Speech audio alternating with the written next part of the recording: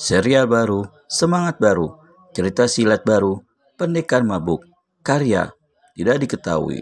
Buku pertama dengan judul Bocah Tanpa Pusar.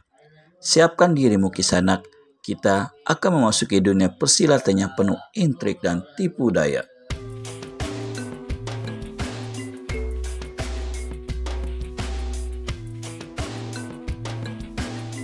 Pada saat itu, gemuruh dan guncangan tanah yang kedua terdengar oleh sang kuda. Rupanya sang kuda menjadi takut. Ia kembali mengangkat kaki depannya sambil meringkik. Suto nyaris jatuh lagi. Paman, awas!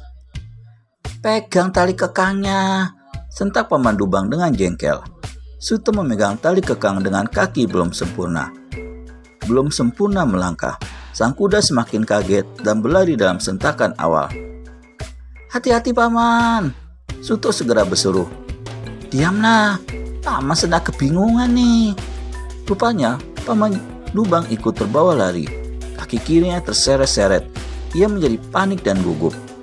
Pelana dipakai gelantungan. Pundaknya mendorong Suto. Anak itu bisa duduk di pelana, tapi tangan Paman Dubang tertindih pantatnya.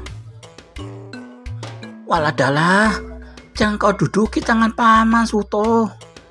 Habis, aku duduk di mana? Agak maju sedikit, biar tangan Paman bebas. Aduh, kaki Paman terseret-seret. Bagaimana nih? Ya bagaimana? Paman kan pawan kuda. Hentikanlah Paman.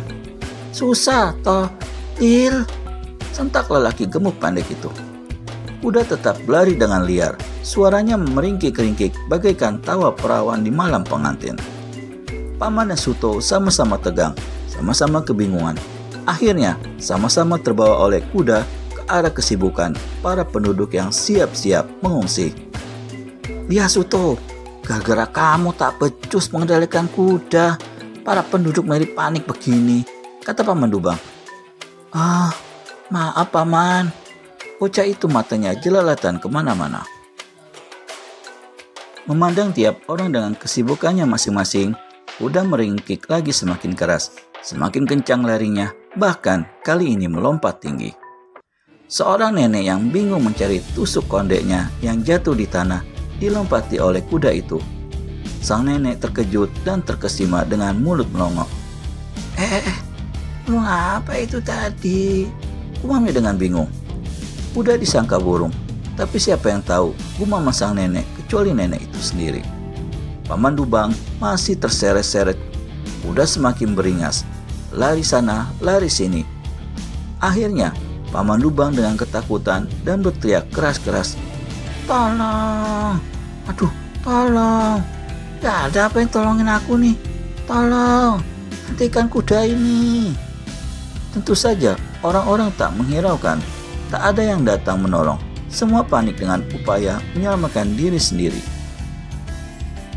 Di saat itulah, tak lama kemudian muncul seorang lelaki tua. Dia adalah sesepuh kampung tersebut. Dia hanya sesepuh, bukan kepala desa.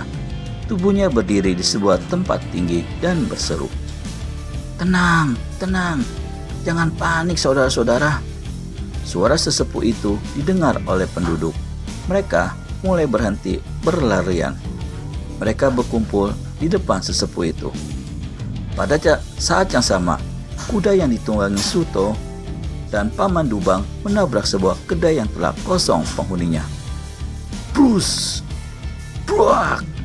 Semua mata jadi memandang ke arah kedai bernasib malang itu.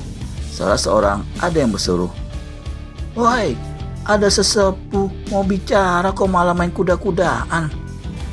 Suto meringis menahan sakit. Tubuhnya tersangkut di tiang atas kedai. Paman Dubang merintih kesakitan. Tubuhnya jatuh di atas meja, bertindih patahan tiang atap. Ia berusaha bangkit begitu melihat kaki Suto bergelantungan di atas. Kemudian ia bergegas menolong bocah itu untuk turun dari atap. Tapi Suto menolak. Kakinya menjejak-jejak. Biar Paman. Aku bisa turun sendiri. Suto pun melompat turun. Hup, bruak. Aduh. teriak Paman Dubang. Suto jatuh di meja. Mejanya patah dan menjatuhi kaki Paman Dubang. Tentu saja Paman Dubang menjerit. Seseorang kembali menyentak. "Woi, disuruh diam dan tenang kok malah terbahak-bahak." Bagaimana kehebatan Suto dan Paman Dubang selanjutnya?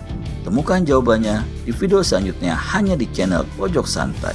Segera subscribe dan tekan tombol lonceng untuk mendapat notifikasi video terbaru dari kami. Terima kasih dan sampai bertemu kembali.